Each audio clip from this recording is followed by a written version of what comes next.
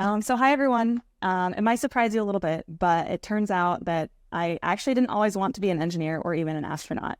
And in fact, I actually grew up being trained to become a violinist instead. It wasn't until I met an astronaut in my junior year of high school when I realized I could become an engineer and completely changed my direction in life. So I want to introduce you to former NASA astronaut Joe Tanner, who has flown to space 4 times on the space shuttle. We met when I was a junior in high school, and I convinced my brother to let me attend his college course for the day. And I went with him to class to hear an astronaut speak, and that astronaut was Joe Tanner.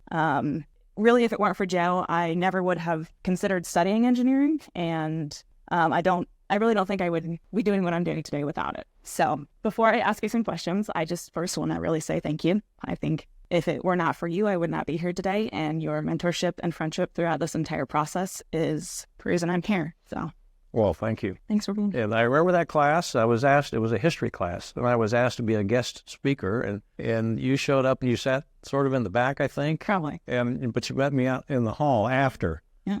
And I knew something right away was special about you, and that's where our friendship started. Yeah. Okay, so first question. When you were a kid, what did you want to be when you grew up?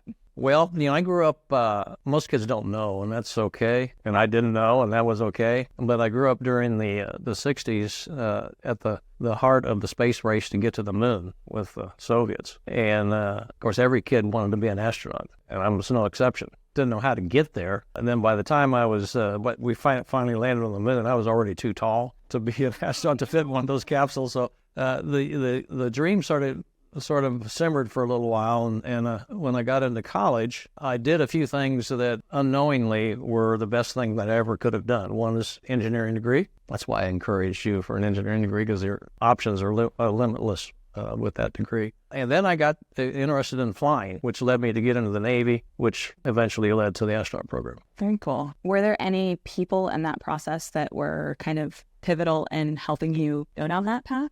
Well, my dad, for sure, because he let me fly his airplane. I didn't even put gas in it. I just paid the instructor. So I got my private pilot's license for like $200, which is insane these days. Yeah. So, and he was always an encourager.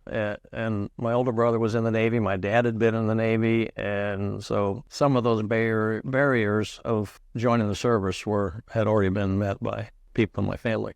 Was there like any point in that journey where you almost gave up on the dream of becoming an astronaut? Well, the dream really didn't take solid footing in my thought process until I was about, 28 or so, 27, 28.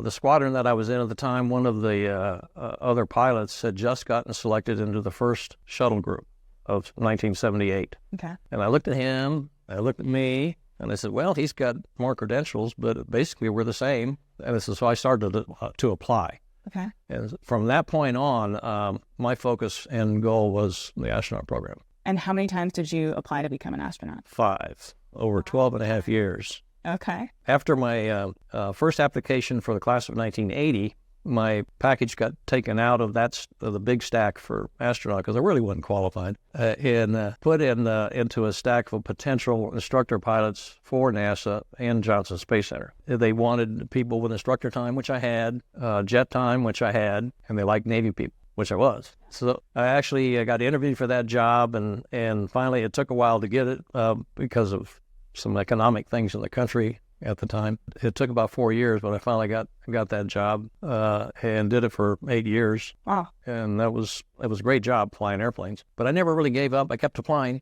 Yeah. Got interviewed for the class of 1987 and didn't get selected. That was a hard one to swallow. Then got interviewed again for the 92 class and made it. Okay. As the oldest person ever selected. How old are you when you were selected? 42. Okay. And that record has been shattered since. That's great.